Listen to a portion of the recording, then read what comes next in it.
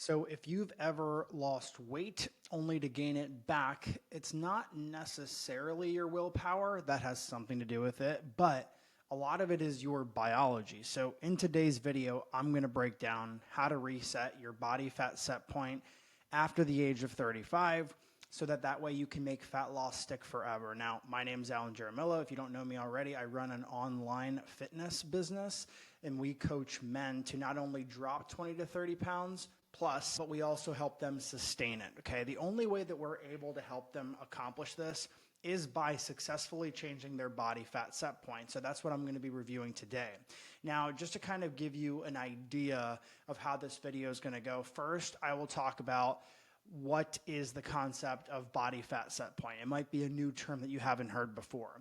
The second thing that I'm going to discuss is why men over the age of 35 struggle with it a little bit more. And we'll talk about some hormonal shifts, stress, the history of trying different diets. And then we will also talk about how you can reset it and you can change it to make it easier to sustain fat loss progress, okay? Now, the very first thing is, what is a body fat set point? Now, this is basically your body's preferred weight range that it fights to maintain, all right?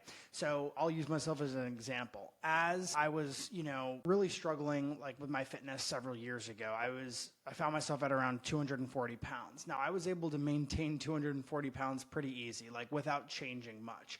Just in my normal eating pattern, I would gain a few pounds or lose a few pounds, but I would stay around 240 pounds, okay?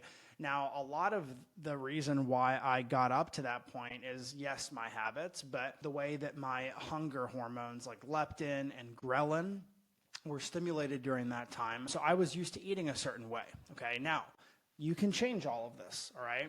And one thing that a lot of people don't realize is dieting aggressively lowers leptin and can adapt your metabolism to a lower calorie number, okay? And this kind of sets people up for a crazy rebound, okay? Now, the reason why it's harder after the age of 35 is because now you introduce some other things in there, such as testosterone lowering and activity slowing down as time goes on, okay? Now, this is not the video where I'm going to tell you, it's not your fault, it's your slow metabolism. So we know that from ages 20 to 60, that your metabolism actually doesn't slow down.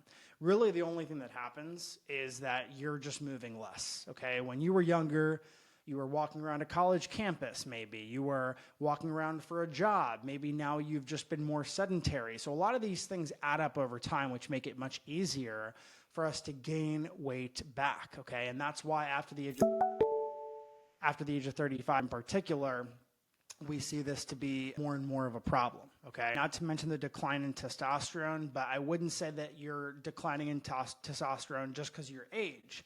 It's what it is that you're doing around this age that makes it particularly easier for your testosterone to go down. Drinking alcohol several times throughout the week, not having a great sleep routine, yo-yo dieting, going up and down, trying aggressive diets, not giving your body protein. All of this is going to make it harder for your testosterone to be optimized. And that's going to make it extremely difficult for you to change your muscle to fat ratio. Okay, now, the third section is basically going over how the hell do you reprogram your body to change your body fat set point, okay? This is how it works. First, you have to know what a reverse diet is, okay? A reverse diet is basically the concept of increasing calories over time to get your body used to more food without weight increasing per se. There is some fluctuation, but when you do a reverse diet properly and you really get your body used to more food over time, which is what we do as part of our 4-phase process, we gradually increase calories over time. We try to maintain weight, and it basically retrains your metabolism to be adapted to this new calorie number. Now, you've probably tried to lose fat before, and maybe you've hit what's called a fat loss plateau, where you're doing the same thing, but your body's not reacting anymore.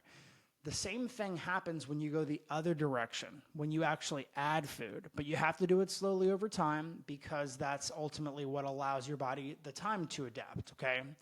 The second thing that you want to do in order to change your body fat set point is building muscle, okay? That will make it easier for your metabolic rate to increase, as well as change your insulin sensitivity, okay? Now, sleep and stress also tie into this, okay? High quality sleep is something that will directly affect your ability to burn fat and build muscle, okay? And that will also help with your hormones too, like leptin, cortisol, and ghrelin, okay? Sleep will directly affect these hormones, so that's why it's important to not, sounds kind of corny, but sleep on sleep. And I want you to really focus on consistency over intensity. A lot of my all or nothing mindset guys that I coach, it's a culture shock a little bit to their system when they come into my program and I'm having them do like workouts that are challenging, but they're not beating the crap out of them. So that way when they leave the gym, they actually feel refreshed and good. And for a lot of people who want results quick, they destroy themselves in the gym for, a couple days, then they can't deal with it anymore, and then they stop altogether. Okay, now what does this actually look like on a real life person? Okay, let's say we take me, for example, or one of our recent clients. They start at 240 pounds, let's say, and they diet down over the course of the first couple months, and we go through a metabolic priming phase, and we also go through a fat loss phase in the first 3 to 4 months of our program. Now, when we complete this phase, we then do a reverse diet. Once we've already lost 20 to 30 pounds, that's the proper time to do a reverse diet. So we get them back up to maintenance as fast as possible to kind of restore the hormonal function, reduce some of those cravings, reduce the hormones from basically adapting and making it really easy for you to not get full with the same food anymore. Like leptin and ghrelin, those kind of hormones are your body's hunger hormones, if you will. And so that allows us the ability to reverse some of those effects, and we start going the other direction.